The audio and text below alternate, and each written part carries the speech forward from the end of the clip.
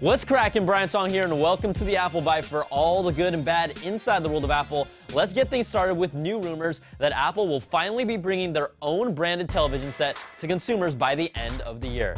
Now, Daily Tech is reporting that a former Apple executive says Apple plans to blow Netflix and others away by bundling Apple TV and iTunes inside physical TV sets that would be manufactured by someone like Samsung and rebranded as an Apple product. The source said a fall launch was the target, but it could be pushed to next year. The question for all of you is, do you need or want an Apple-branded TV? If you already own an Apple TV that does Netflix and streams your iTunes, probably not. Plus, a new feature in iOS 5 will allow you to wirelessly send content from your iPad to your TV as well. Now, patently, Apple also just showed off a patent application from the Cupertino kids for a live widget system that could display content on the fly over programming you watch. For example, we could vote for our favorite singer on American Idol. I want your love and all your lovers' revenge, you and me could... Or not, or trivia and other information could be displayed and constantly changing while watching a sports game.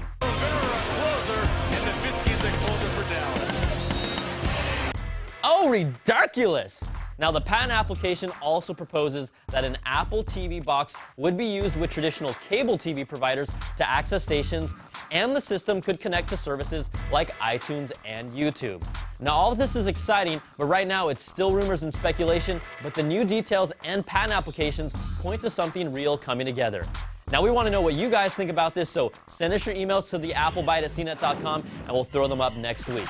But the Apple TV rumor is not to be outdone by this report during the week from Boy Genius Report that claims from their own sources that the iPhone 5 will be a major update after all. They report the next-gen iPhone will support a new radical case design, maybe something like this. Digitimes reports that a dual LED flash is coming according to part suppliers, and Boy Genius also says Apple may hold a special announcement in the beginning or middle of August with availability to follow in the last week of August. Now, we'll see about that, but it might conflict with the exclusive intel I've received from my own sources that tell me a desktop refresh for the next-gen Mac Pros and Mac Minis will happen on the last week of July or the first week of August, with my source leaning towards August. Now, the new desktop line will come preloaded with Mac OS X Lion and feature Thunderbolt and Sandy Bridge processors. These are the same sources that were right on the money with our iMac launch date, so I'm sticking with them. But bottom line, do not buy these products and wait until August. All right, let's take a break and get to a couple of your emails. Armor82 writes in with, Yo B, yo, what are the odds the new MacBook Air will be black in color? Now, it looks like slim to none, at least this time around, after a black MacBook Air rumor kind of set the internet on fire. According to Mac Rumors, a reader who claims to be an Apple employee told them that Apple tried to powder coat the MacBook Airs in black as a test run, but it soaked up too many body oils, and Jobs killed the idea because, come on, it made the computer look like crap. So it looks like we won't be seeing them anytime soon, but personally, I don't have a problem with body oils. Oh yeah. Now, this one comes from Welsh Dog. Hey, Skunkhead. Next time you do lunch with Jobs, ask him what the hell they did to Final Cut Pro. Now, you're not alone here, and the message boards and forums have been anything but stellar for the hardcore Final Cut crowd. Apple's latest release is changing directions with FCPX. People have described it as iMovie Pro. There's no multicam editing support at the moment, and users are even complaining about incompatibility with earlier Final Cut project files. Apple has told users they will be releasing updates to some of these issues, but why even roll this out when they had to know users would be unhappy with FCPX in its current form? They didn't have to do this, and we're throwing out the bad Apple to Apple for this one, especially after there was a lot of genuine excitement for the product. The current App Store review, 2.5 stars. Ouch. Now, Final Cut Pro is $2.99. You can only download it from the Mac App Store, and Motion 5 and Compressor 4 are $49.99 as well.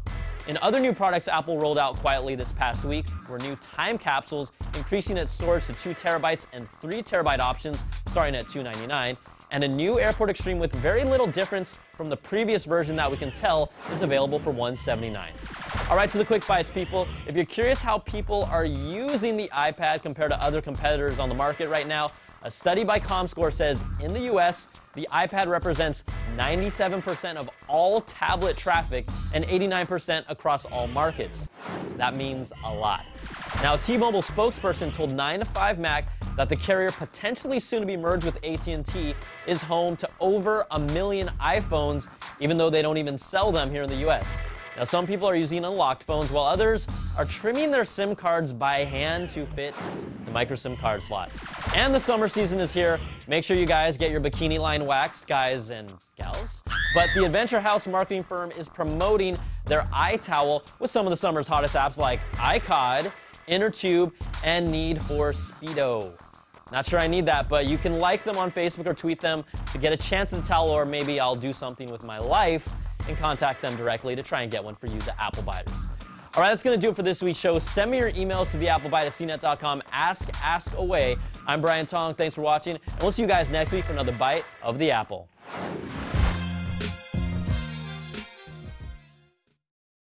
Okay, now check this out. Another tip to keep a girl. After you find your dream girl, smile at her once in a while. It'll mean the world to her. I point and laugh at girls all the time, man. I make every girl's day every day. They really love it. They love it. I know they love it. All right, let's check out another one here. Look at this. Charlie? Oh, Charlie, here you go. What's up? What are you yutzes doing? Well, check this out. I just bought this app. It's 102 tips to keep a girl. You know, we're trying to get ourselves back on the market. Yeah, for example, look at this one. We don't shave our legs every day, so just get over it. Do you know a thing about hairy women? I've seen the ladies you date. Yep. Well, while you ladies are here looking at your phone trying to help you with the ladies, I got a fish fry to attend at Mills College. Fish fry? See you later. Yeah.